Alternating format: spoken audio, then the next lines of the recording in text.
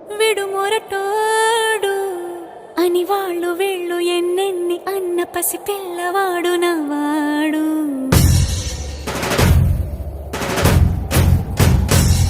విడు ముండోడు అని ఊరు వాడ అనుకున్న గాని మహారాజు నాకు నవ్వాడు.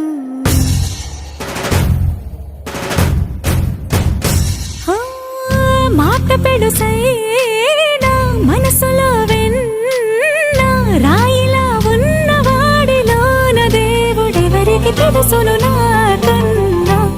సూసేకి అగ్గిరవ్వ మాదిరే